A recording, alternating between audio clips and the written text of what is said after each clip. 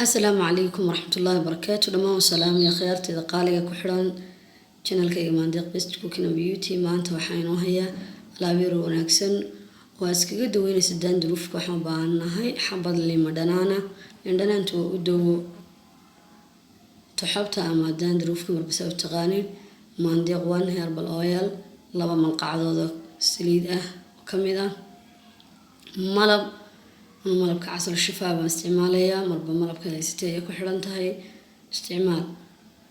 صدح لا شيء يعني اسكو درينو wax badan ayaa ka faa'iidi doonta ana isticmaalay tinteedana isticmaalay si aan dandruufka ugana daweeyo ugana dhameeyo waxaan ku shubayaa seesarka waxaan ku shubayaa laba malqacdo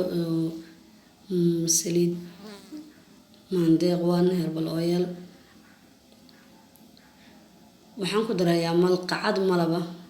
malabka iga si dhamaanaya malabka waa isticmaalaa tinta waa isticmaalaa wajiga waa isticmaalaa maasha allah malabku lamaga sheekeyn karo waan cunaa cuntada waa isticmaalaa maasha allah shifaa weeyaan malabku ilaahay baa qur-aankiisa ku sheegay dhammaan walaalaha ku xidhan groupka daryeelka timaha waxaan leeyahay insha allah videogan aad iyo aad uga faa'iideysta walaalaha ku xidhan channelkayga maandeeq best cooking and beauty ka faa'iideysta walaalaha dhammaan aan u sii share garayn doono aan la wadaagi doono gabadh kastayba ka faa'iideyso dhammaan walaalaha Soomaaliyeed meel kasta ay joogaan daafaca caalamka waxaan leeyahay ka faa'iideysta oo isku daya oo samaysta waxyaalaha faa'iidada leh ee herbalka ee naftiina iyo tintiina iyo jirkeena iyo caqligeena wax gelinaya insha Allah taala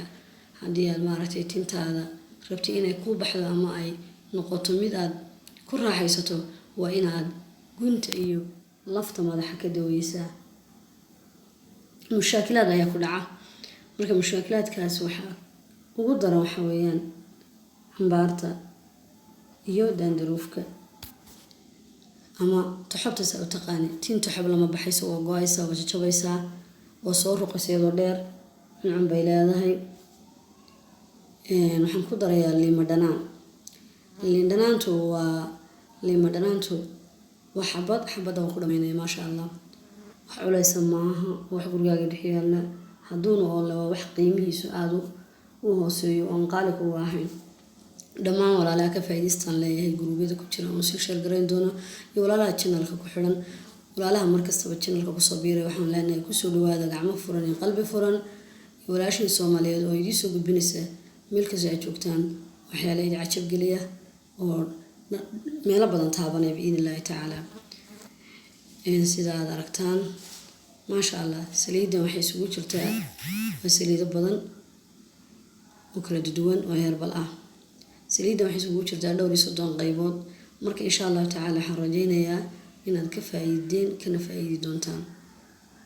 maasha allah waan isku qasayaa saasan isku soo qasay tinta ay marinaysaa waad ku masaajinaysaa madaxa وده إن شاء الله هل ساعة كبعدنا بير بس كذا قصة وحشان بويا ما باهنا ما شاء الله دماغ حن لي أصحابتي ذا سلام.